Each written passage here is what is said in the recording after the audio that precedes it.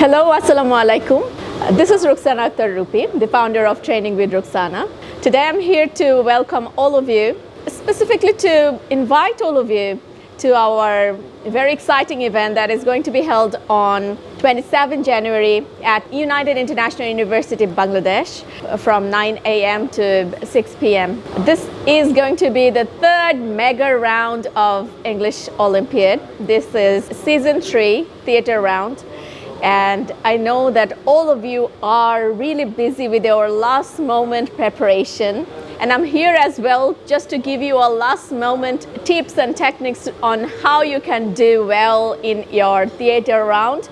And this video is not only for the participants, this is also for all the volunteers who are going to be involved in the event and also the parents. Specifically our most respectful parents of all the participants. And obviously on behalf of all our guests and adjudicators, I introduce myself specifically for this event as the exam controller this time. Let me give you a little hint about what we expect from the participants in the theatre round. The participants are expected to perform, to open up on the stage, because we are searching for the very fine polished, the finale candidates. So the participants who will be successful in this portion, in this part, in the theatre round, will be eligible to participate in the final, grand finale. So what are the criteria that you can practice on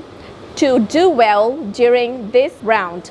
Number one, I have seen that some of you are not that comfortable of making eye contact. All right, let me tell you one thing.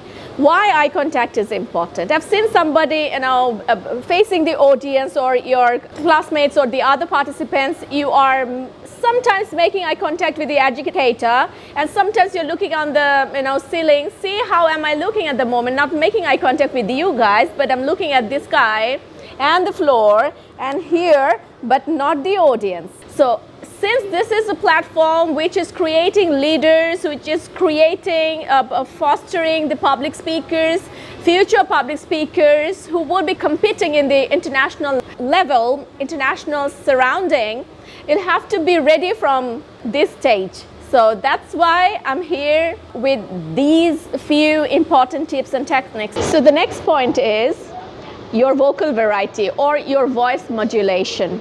So when you are delivering your speech, most of the speeches are prepared speeches, so you had enough time to practice that at home, and if not, but still you have enough time left before 27 January to practice your speech. So let me tell you how to practice, how to be prepared on your public speaking topic, because you are evaluated in two ways based on how you speak. First, basically your prepared speech on the pre-decided topic, and second, the question answer session. And third, your dialogue, if we keep the dialogue, if we feel like testing you based on dialogue, and of course the debate, if we feel like testing your skills on debate. So in these categories, we are going to judge your speaking skills. So the thing that you have prepared already is a chance that gives you to, create a very good first impression before the adjudicators. So once you succeed in developing a very good first impression, you actually are done with 50% of your exam, of your competition. The rest of the 50% will includes tongue twister, spelling, and then debate, maybe, then your dialogue. The things that you'll have to keep in mind is the first, eye contact. If you don't make eye contact, we understand two things. One, you are not confident. Two, you don't know the basic courtesy. You don't know how to respect people. So you can't expect others to pay attention to what you are saying. You can't expect the adjudicator to pay attention to what you are saying, because you will have to perform as a complete package. Within this package, you have your eye contact, you have your gesture, you have your posture, the way you are standing, the way you are moving, using the speaking area, the way you are using the speaking area. So you have a certain speaking area. If it's on the stage, it has a certain area within which you can keep on moving while delivering your speech. If it's in a closed classroom, you still have a certain space within which you can move and deliver your speech. So the speech shouldn't be robotic.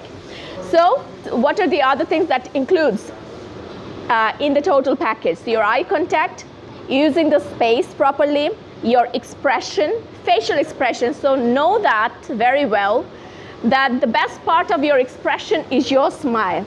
If you smile at people, they are not afraid to talk to you. And it says that a person is judged in the first 3 seconds by the way he or she is dressed, by his or her expression, and then what he or she says. So make sure that you are having a warm smile on your face while delivering your speech. All right, so it includes in the package as well. Then your hand gesture. Just the way I'm doing it. Why is hand gesture important? Why is your movement important? Why is your expression important? Why is your eye contact important? Because that all these things are the non-verbal elements that complement to what you are saying. So that this is how you can best communicate to your audience. So there are 2 ways of communication: verbal communication, non-verbal communication. And most of us misunderstand the term verbal communication. Verbal communication is not only spoken communication, it's also written communication. So spoken and written communication includes verbal communication, and non-verbal communication includes your gesture, eye contact, your smile, your body movement, and all these things. And what else is important is your vocal variety. You'll have to be nice and clear.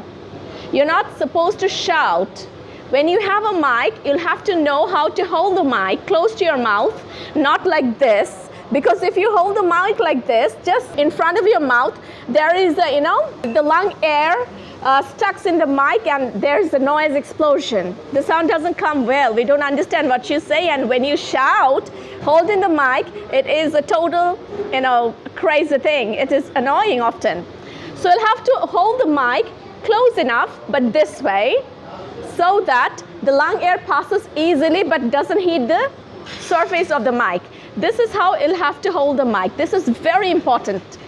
And then often you stand. So I think I wish I could stand and show you how to walk. So it would be very convenient for you to understand what I mean. So I see somebody speaking like that, holding the mic like this. For example, if this is the mic, you hold the mic and speak like that, being stiff and looking at the floor or on the wall, and trying to recall what you say. My name is Rokhsana. I'm from Rokhsana. I'm from this is and that is happening. My father is. Don't do it this way. We understand that you have memorized it, so there is no success in delivering your speech like that. So it shouldn't be a rote memorization only. We want to see a performance when you are delivering your public speech. So show us the performance, and that's what makes you different, helps you stand out of the crowd. So if your target is grand finale, you'll have to keep all these things in mind. When you walk being straight. When you are, while delivering your speech, you are standing at a point, you'll have to make sure that you are standing straight. So what does being straight mean? For example, this is your elbow. If you stuck it at your back, so see, your chin is automatically up. So chin up shows your confidence. Your smile shows your confidence. Your eye contact shows your confidence.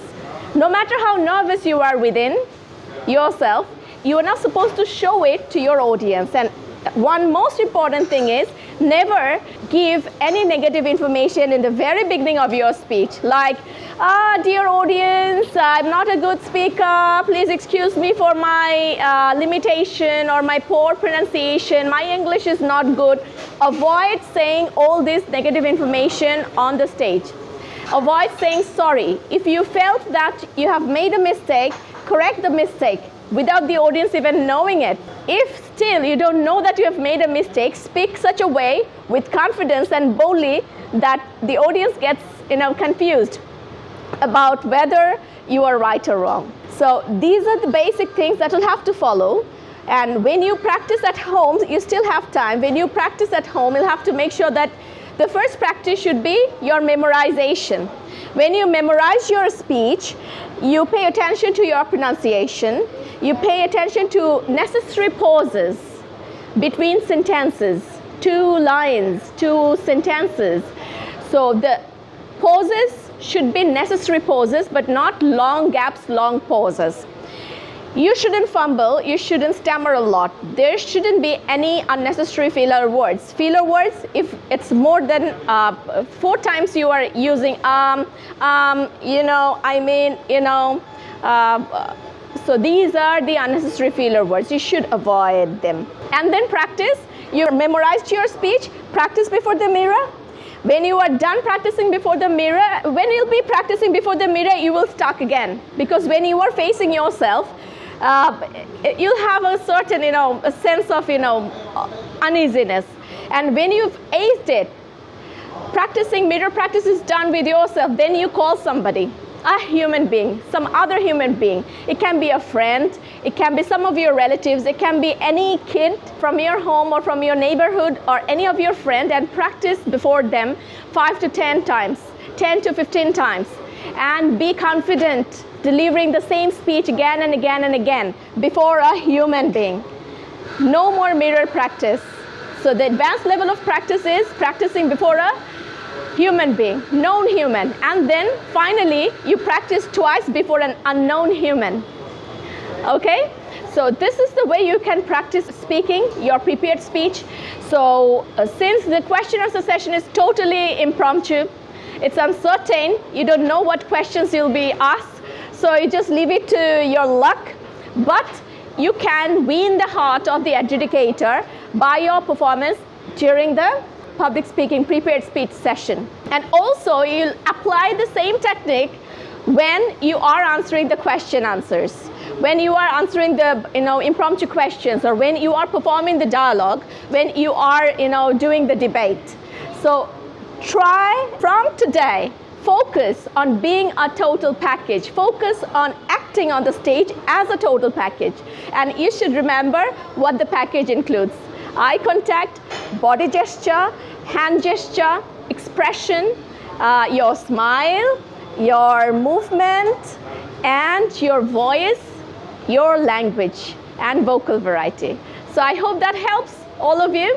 And for all the volunteers, my 2 cents, please, your role is to make sure that the exam hall, the examination room is free from any outside noise. So I understand that all of you are doing brilliant job, doing hard work, no doubt about it. But when you see a participant is delivering his or her speech, make sure that you are not opening the door or closing the door or calling somebody in or allowing somebody to go out for a toilet break. You'll have to strictly maintain it. You'll have to wait till the participant is over, and then you do your task. You go outside the room or come inside the room. And when you are doing your duties inside the room, make sure that you are being properly trained with the gadgets that you are going to use to record the speeches of the performances. So this is very important. Don't make the classroom, don't make the competition room noisy, and don't make it too difficult for the adjudicators to pay attention to what the participants are doing. So you are also a part of the examination. Altogether, you and the adjudicators should maintain a proper exam situation. So all of us will remain under examination rule, so we can't afford being disorganized. So that's my last message to all the volunteers, all the boys and girls who are doing brilliant hard work throughout the event just to make it a great success. So all the parents, I wish you all the best, and I would love to thank all of you to decide to engage your kids in such a vibrating platform where they are learning to take their own leadership as well as being the future leaders for the nation. They are taking the hold of themselves. So this is a very important opportunity that you are allowing your kids to experience. So heartily, I would love to thank all of you, and of course would love to see all of you on 27th at United International University.